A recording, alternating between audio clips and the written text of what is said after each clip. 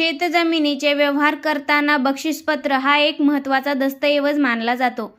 अनेकदा वडीलधारी व्यक्ती आपल्या मुलांना, नातेवाईकांना किंवा विश्वासू व्यक्तींना शेतजमीन बक्षीसपत्राद्वारे हस्तांतरित करतात. मात्र नंतर काही कारणामुळे हे बक्षीसपत्र रद्द करण्याची गरज निर्माण होते. अशा वेळी शेतकऱ्यांना आणि नागरिकांना प्रश्न पडतो की एकदा नोंदणीकृत केलेले बक्षीसपत्र रद्द करता येते का आणि यासाठी कायदा काय सांगतो. तर जाणून घेऊ की बक्षीसपत्र म्हणजे काय. तर बक्षीसपत्र म्हणजे कोणताही मोबदला न घेता मालमत्ता दुसऱ्या व्यक्तीला स्वइच्छेने दिल्याचा कायदेशीर दस्तऐवज.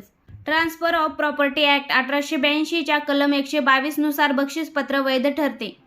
शेतजमीन असल्यास हे बक्षीसपत्र नोंदणीकृत असणे बंधनकारक आहे. तसेच जाणून घेऊ की बक्षीसपत्र रद्द करता येते का. तर कायद्याने बक्षीसपत्र एकदा स्वीकारले गेले आणि नोंदणीकृत झाले तर ते सहजपणे रद्द करता येत नाही. मात्र काही विशिष्ट परिस्थितीत बक्षीसपत्र रद्द करण्याची मुभा आहे. तर कोणत्या कारणावर बक्षीसपत्र रद्द होऊ शकते. फसवणूक किंवा दबाव. बक्षीसपत्र फसवणूक, जबरदस्ती, धमकी किंवा चुकीची माहिती देऊन करून घेतली असल्यास. अटींचे उल्लंघन. बक्षीसपत्रात काही अटी घालण्यात आल्या असतील आणि त्या अटीचा भंग झाल्यास. मानसिक असमर्थता. बक्षीस देणारी व्यक्ती दस्तऐवज करताना मानसिकदृष्ट्या असमर्थ असल्याचे सिद्ध झाल्यास. कायद्याचा भंग. शेतजमीन हस्तांतरण करताना स्थानिक जमिनीच्या कायद्याचे उल्लंघन झाले असल्यास. तर जाणून घेऊ की बक्षीसपत्र रद्द करण्याची प्रक्रिया.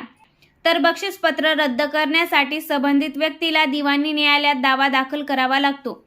केवळ तहसील कार्यालयात अर्ज करून बक्षीसपत्र रद्द होत नाही.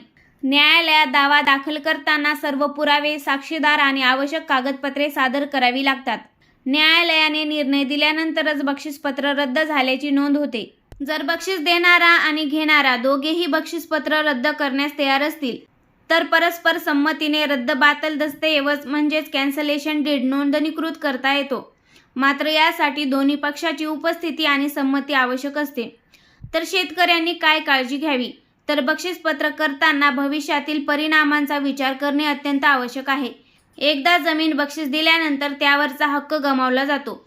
त्यामुळे कायदेशीर सल्ला घेऊनच बक्षीसपत्र करणे शहाणपणाचे ठरते. तर दिलेली माहिती कशी वाटली कमेंट करून नक्की सांगा व चॅनलला सबस्क्राईब करायला विसरू नका. धन्यवाद.